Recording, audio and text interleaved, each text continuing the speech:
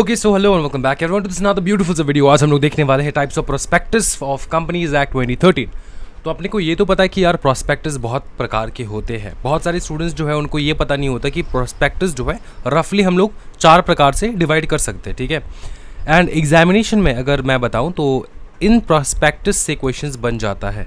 आज 10 minutes concept में हम लोग ये 10 मिनट्स में पूरा समझ जाएंगे कि ये सारे जो टाइप्स ऑफ प्रोस्पेक्टस है ये किसके लिए यूज़ किया जाता है और क्यों डिफरेंट है एक प्रोस्पेक्टस दूसरे प्रोस्पेक्टस से। समझ में आ रहा है? चलो ठीक है, स्टार्ट करते हैं। सबसे पहला प्रोस्पेक्टस हम लोग देखेंगे वो है अब्रिज्ड प्रोस्पेक्ट। अब्रिज्ड प्रोस्पेक्टस में क्या बताया गया है मैं आपको समझाता हूँ।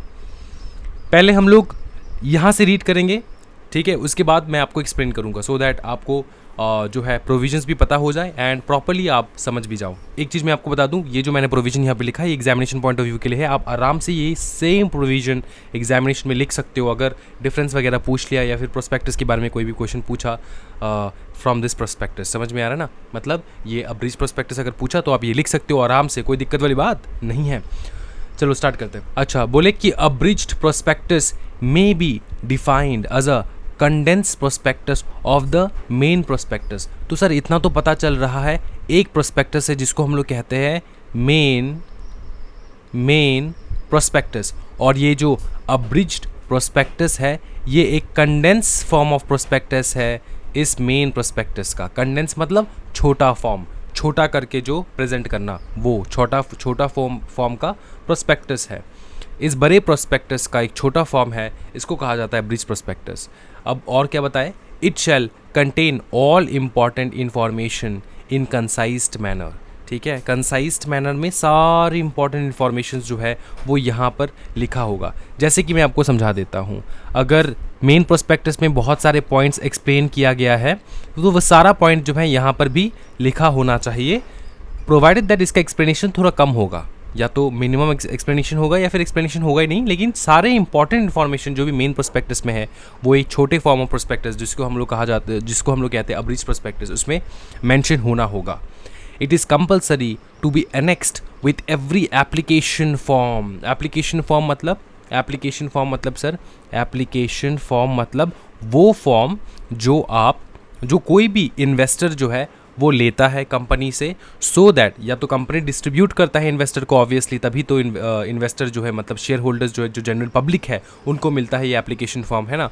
उसमें उस एप्लीकेशन फॉर्म को फिल करके ही आपको बताना होता है कि कितना शेयर आपको खरीदना है वगैरह वगैरह। समझ में आ रहा है? अब ये जो अब्रिज्ड प्रोस्पेक्टस है ना, ये अनेक्स्ड रहेगा किसके साथ? एप्लीकेशन फॉर्म के साथ। तो अब्रिज्ड प्रोस्पेक्टस प्लस AF मतलब एप्लीकेशन फॉर्म के साथ जाएगा अब्रिज्ड प्रोस्पेक्टस। समझ में आ रहा है? ओके सर, और बताओ। But not necessarily to be annexed when given to underwriters and promoters. तो ये चीज़ ध्यान में रखना, अगर ये आप जनरल पब्लिक को दे रहे हो तब तो एनेक्स करना होगा, लेकिन अगर आप ये अंडरराइटर्स को दे रहे हो, प्रोमोटर्स को दे रहे हो, क्या दे रहे हो? एप्लीकेशन फॉर्म अंडरराइटर्स भी ले रहे हैं, प्रोमोटर्स भी ले रहे हैं, तो उन केसेस में आपको ये अनेक्स नहीं करना होगा। आप सिर्फ एप्लीकेशन फॉर्म दे दो इन दोनों को, इनको अब्रिज्ड प्रोस्पेक्टस देने की कोई ज़रूरत नहीं है। Both application form and its abridged prospectus shall contain the same serial number. Same serial number होना होगा, इस बात का ध्यान रहे। तो एप्लीकेशन फॉर्म में अगर सीरियल नंबर है 001 तो आपका अब्रिज्ड प्रोस्पेक्टस में भी 001 का ही सीरियल नंबर रहेगा और ये एक किसी व्यक्ति के पास जाएगा। समझ में आ रहा है? और अगर ऐसा कुछ नहीं हुआ, अगर आप फेल हो चुके हो ये अब्रिज्ड प्रोस्पेक्टस देने में, तो फाइन लगवा देगा 50,000 पर डिफ़ॉल्ट, 50,000 रुपीज़ पर डिफ़ॉल्ट। किसी भी इंसान को एप्लीकेशन फॉर्म मिला है लेकिन अब्रिज्ड प्रोस्पेक्टस नहीं मिला है, तो हर एक इंसान जिनको एप्लीकेशन फॉर्म आपने डिस्ट्रीब्यूट किया लेकिन अब्रिज्ड प्रोस्पेक्टस आपने डिस्ट्रीब्यूट नहीं किया, तो उन हर इंसानों के अकाउंट पे आपको 50,000 जो है वो पेमेंट करना होगा एज अ फाइन। ये हो चुका है अब्रिज्ड प्रोस्पेक्टस, इतना समझ में आ चुका है। नेक्स्ट प्रोस्पेक्टस है अपना जिसको हम लोग कहते हैं शेल्फ प्रोस्पेक्टस। यहाँ पे मैंने डायग्राम में भी आपको एक्सप्लेन करके रखा है। ये अब्रिज्ड प्रोस्पेक्टस जाएगा आपके एप्लीकेशन फॉर्म के साथ, ये अब्रिज्ड प्रोस्पेक्टस जाएगा आपके एप्लीकेशन फॉर्म के साथ, ठीक है। अब ये जाएगा जब आप जनरल पब्लिक को डिस्ट्रीब्यूट कर रहे हो एप्लीकेशन फॉर्म, लेकिन अगर आपका अंडरराइटर और आपका प्रोमोटर उनको आप दे रहे हो, क्या बताओ ना, आपका एप्लीकेशन फॉर्म, तो उसमें अब्रिज प्रोस्पेक्टस ना दे तब भी चलेगा, कोई दिक्कत वाली बात नहीं है, इसमें रिक्वायर्ड नहीं है अब्रिज प्रोस्पेक्टस, लेकिन इसमें रिक्वायर्ड है अब्रिज प्रोस्पेक्टस जब आप जनरल पब्लिक को दे रहे हो। ये क्या समझ में आ चुका है? हाँ जी सर, बहुत अच्छे से समझ में आ चुका है, ऑल क्लियर सर। आगे बढ़ो, नेक्स्ट हम लोग देखेंगे शेल्फ प्रोस्पेक्टस। क्या बताओ? नेक्स्ट हम लोग देखेंगे शेल्फ प्रोस्पेक्टस। शेल्फ प्रोस्पेक्टस बहुत इंटरेस्टिंग प्रोस्पेक्टस है। मैं चाहूँ तो आपको एक्सप्लेन कर दूँ पहले, या फिर यहाँ से एक बार करवा लेता हूँ, ठीक है? एक बार देख लेते पहले। It is such a prospectus which is issued by companies, ये कंपनीज का स्पेलिंग ठीक कर लेना, CMPNIES, companies allowed by SEBI and will enable the company to bring any number of public issue for the next 1 year without issuing prospectus again. और क्या बताया कि if there are any chances in the any changes in the financial position और any new changes created, company shall file information memorandum in pass to within 30 days prior to any subsequent issue of shares. ये अच्छे से समझो shelf prospectus. मैं आपको एक चीज़ समझाता हूँ। आपके घर में शेल्फ है, आपके घर में शेल्फ है, ऐसा शेल्फ है, आपके घर में शेल्फ होगा। शेल्फ में बहुत सारा सामान जो है आप रखते हो, एक साथ बहुत सारा सामान रखते हो। इसी जो है कंसेप्ट पे बेस है ये शेल्फ प्रोस्पेक्टस। शेल्फ प्रोस्पेक्टस एक प्रकार का प्रोस्पेक्टस है जो अनेक आपको इशू जो है वो लाने में मदद करता है। मतलब अगर आप कभी भी पब्लिक से पैसा उठा रहे हो तो आपको हमेशा प्रोस्पेक्टस देना पड़ता है, लेकिन अगर आप शेल्फ प्रोस्पेक्टस जो है वो एक बार आपने इशू कर दिया साल में, तो वो एक साल में आप जितना बार भी पब्लिक से पैसा उठाओगे आपको बार बार प्रोस्पेक्टस इशू करने की ज़रूरत नहीं है। वरना अगर आप शेल्फ प्रोस्पेक्टस इशू नहीं कर रहे हो तो आपको बार बार पब्लिक से जब भी पैसा उठाना पड़ेगा तब आपको प्रोस्पेक्टस जो है वो इशू करना पड़ता है। लेकिन अगर आपने शेल्फ प्रोस्पेक्टस एक बार इशू कर दिया तो आप कई बार पब्लिक से जो है, एक बार देखो, वन टाइम आपने शेल्फ प्रोस्पेक्टस दी है, शेल्फ प्रोस्पेक्टस कंपनी ने इशू कर दिया तो आप बार बार पैसा जो है उठा सकते हो पब्लिक से। लेकिन ये जो बार बार का पीरियड है ये 1 year तक का ही लिमिट है, इस बात का ध्यान रहे।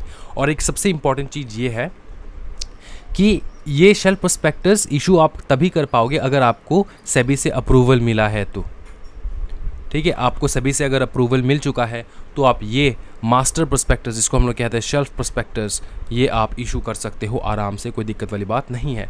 ये क्लियर हो चुका है शेल्फ प्रोस्पेक्टस में। आगे बढ़ेंगे हम लोग red herring prospectus. Red herring prospectus एक प्रकार का अब्रिज प्रोस्पेक्टस है, लेकिन इसमें डिटेल्स और ज़्यादा कम रहता है। रेड हेरिंग प्रोस्पेक्टस में डिटेल्स और ज़्यादा कम रहता है। रेड हेरिंग प्रोस्पेक्टस में डिटेल्स और ज़्यादा कम रहता है। अच्छा, एक चीज़ मैंने अपने एक्सप्लेन नहीं किया। देखो, आपको ये तो समझ में आ रहा है कि शेल्फ प्रोस्पेक्टस अगर आपने इशू कर दिया एक बार तो आप बार बार पैसा उठा सकते हो, ये तो सही बात है, ठीक है? लेकिन देखो, शेल्फ प्रोस्पेक्टस में कंपनीज़ की बहुत कुछ डिटेल्स जाता है, ठीक है?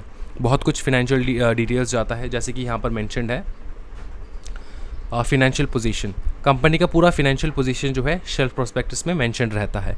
तो शेल्फ प्रोस्पेक्टस आप साल में सिर्फ एक ही बार ला रहे हो, तो बताओ एक चीज़, कंपनी का financial position through out the year क्या सेम रहता है? नहीं, चेंज भी हो सकता है। तो अगर चेंज हो रहा है आपका फिनेंशियल पोजीशन, आपका फिनेंशियल स्टेटस अगर चेंज हो रहा है तो उससे पहले अगर आपका चेंज हो चुका है तो आप इशू उठाने से पहले, पब्लिक से पैसा उठाने से पहले, पकड़ लो यहाँ पे आपका चेंज नहीं हुआ तो आपने कुछ नहीं किया, यहाँ पे आपका चेंज नहीं हुआ तो आपने कुछ नहीं किया। पकड़ लो ये महीना है, ये महीना है आपका जून के महीने में आपने पैसा उठाया, आपने कुछ नहीं किया, आपने एक बार शेल्फ प्रोस्पेक्टस इशू कर दिया तो ठीक है, पैसा उठा लिया, कोई दिक्कत वाली बात नहीं। अगस्त में फिर से आपने पैसा उठाया, लेकिन जो है अक्टूबर आते आते आपका कंपनी में फिनेंशियल पोजीशन चेंज हो चुका है, तो अक्टूबर में आप पैसा उठाना चाहते हो, उठा सकते हो, कोई दिक्कत वाली बात नहीं है। लेकिन इससे पहले आपको इन्फॉर्मेशन मेमोरेंडम फाइल करना होगा। फॉर्म है पास 2, देखो इन्फॉर्मेशन मेमोरेंडम पास 2 में आपको फाइल करना होगा 30 दिन पहले,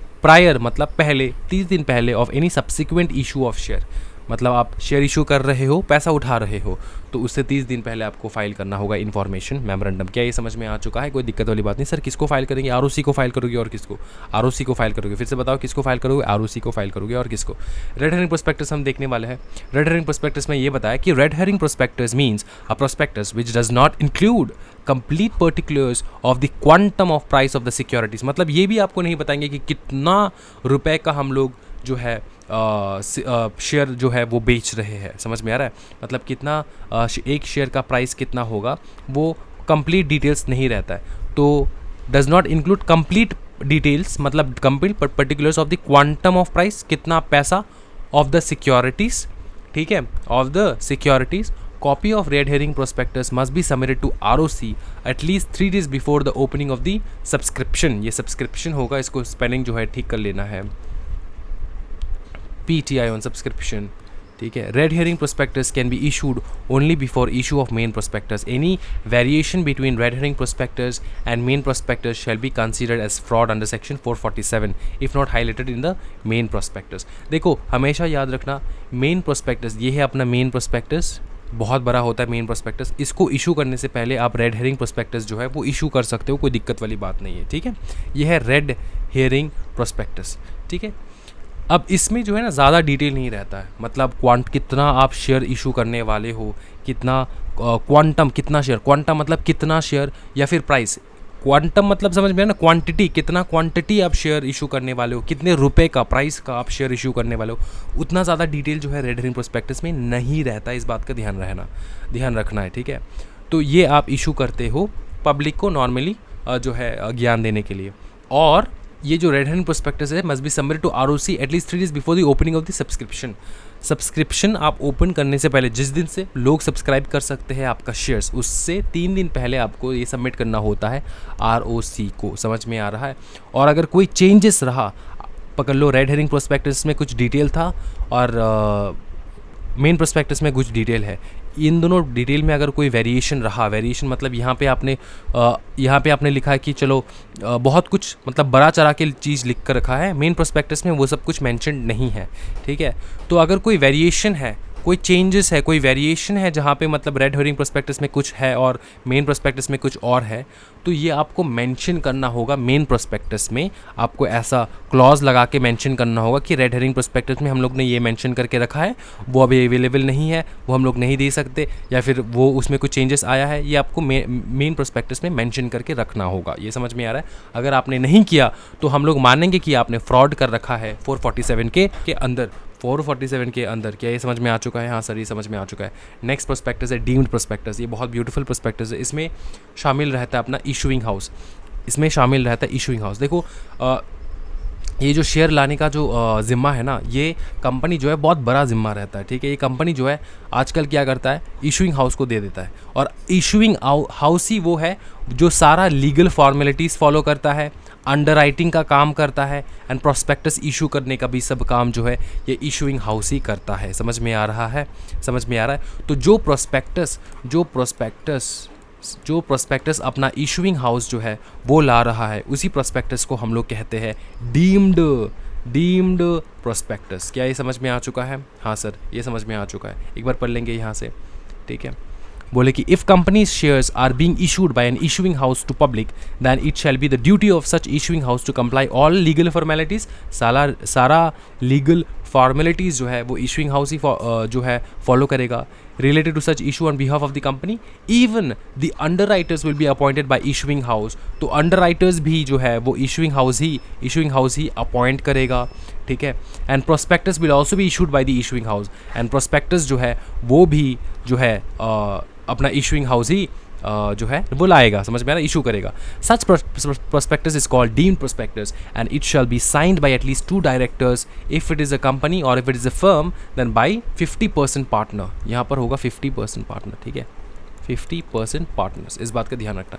bye 50% partners the entire concept is called placing of shares. ये जो पूरा कंसेप्ट है ना, किस चीज़ का कंसेप्ट सर? जो कंपनी इशू नहीं कर रहा है, इशूइंग हाउस को उसने दे दिया रिस्पॉन्सिबिलिटी, और इशूइंग हाउस ही है जो पूरा लीगल फॉर्मेलिटीज़ देख रहा है, अंडरराइटर्स को अपॉइंट कर रहा है, प्रोस्पेक्टस भी इशू कर रहा है. तो इन पूरा कंसेप्ट को कहा जाता है अपना placing of shares. I hope कि आपका पूरा जो है ये समझ में आ चुका है. ये सारा सब कुछ प्रॉपरली जो है ये पूरा आपका दिल और दिमाग में बैठ चुका है. ये जो PDF है मैं अपनी टेलीग्राम ग्रुप में ज़रूर शेयर कर दूंगा, तो टेलीग्राम चैनल ज़रूर ज्वाइन कर ली डिस्क्रिप्शन में से. आई होप कि ये पूरा क्लियर हो चुका है, कोई दिक्कत वाली बात नहीं. अगर फिर भी आपके पास मन में कोई भी किसी भी प्रकार का डाउट है देन आप कमेंट सेक्शन में ज़रूर कमेंट कर सकते हो. तो आज के वीडियो में इतना ही रखते हैं 10 मिनट्स कंसेप्ट में. Thank you so much everyone. Happy learning guys. Bye bye. Take care. Do like the video and share the video.